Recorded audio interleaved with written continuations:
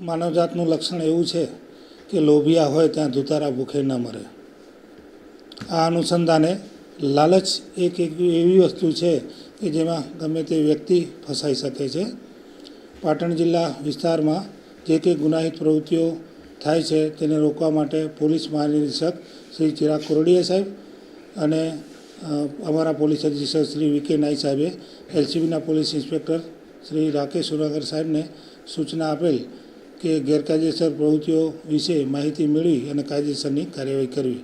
આના અનુસંધાને ગઈકાલે એલસીબીના પોલીસ ઇન્સ્પેક્ટર શ્રી રાકેશ સુરાગર સાહેબને પાક્કી અને સચોટ બાતમી હકીકત મળેલ કે પાટણથી જે સિદ્ધપુર રોડ જાય છે ત્યાં દેદરા ગામ નજીક એક મોટરસાઇકલ ઉપર બે ઈસમો કે જેમના નામ છે બાબરજી નાગજીજી ઝાલા રહે વીરતા, મોતીચંદ ઉદાજી ઝાલા રહે વીરતા, બંને પાસે લોકોને વિશ્વાસમાં કેળવી અને પ્રથમ વખત એકના ડબલ સાચા નાણાં આપી અને બીજી વખત અથવા ત્રીજી વખત વિશ્વાસમાં કેળવી અને છેતરપિંડી કરવાના ઈરાદે કેટલીક સાચી નોટો અને મનોરંજન બેંકની નોટો લઈ અને કોઈને છેતરવાના ઈરાદે ત્યાં અત્યારે હાજર છે. જે અનુસંધાને દેદરા ગામ નજીક રેડ કરતા મેં જણાવ્યા તે બાબરજી અને મોતીચંદ બંને એક મોટરસાઇકલ ઉપર મળી આવેલ અને તેમની પાસેથી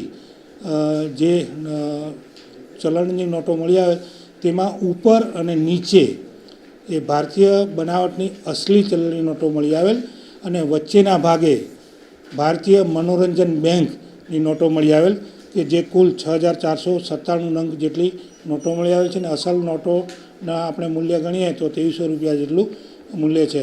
અને આ કોઈને વિશ્વાસમાં કેળવી અને છેતરવાના આશયથી આ લોકો ત્યાં એકત્રિત થયેલા હતા. અને રેડ દરમિયાન એલસીબીના પોલીસ ઇન્સ્પેક્ટરની સૂચનાથી એલસીબીના પીએસઆઈ શ્રી હાર્દિક મકવાણાએ તેમની ધરપકડ કરી અને વિશ્વાસઘાત અને છેતરપિંડીનો ગુનો સિદ્ધપુર પોલીસ સ્ટેશનમાં દાખલ કરાવેલ છે. અને આ ગુનામાં બીજા જે આરોપીઓના નામ ખુલવા પામેલ છે તેમાં ઠાકોર વિક્રમજી રહે વડનગર, ઠાકોર રમેશજી રહે મલુકપુર અને કમલેશજી કે જેનું આખું નામ સરનામું મળી આવેલ નથી તેના નામ ખુલવામાં પામેલ છે અને તેમની ધરપકડ કરવામાં બાકી છે. હાલમાં આ ગુનાની તપાસ સિદ્ધપુર પોલીસ સ્ટેશનના police sub inspector Shri Sadeshi Solanki ચલાવી રહેલ છે. અને આ ગુનામાં જે કોઈ આરોપીઓ પકડાયેલા છે એ પાટણ જિલ્લાના નથી પરંતુ મહેસાણા જિલ્લાના છે.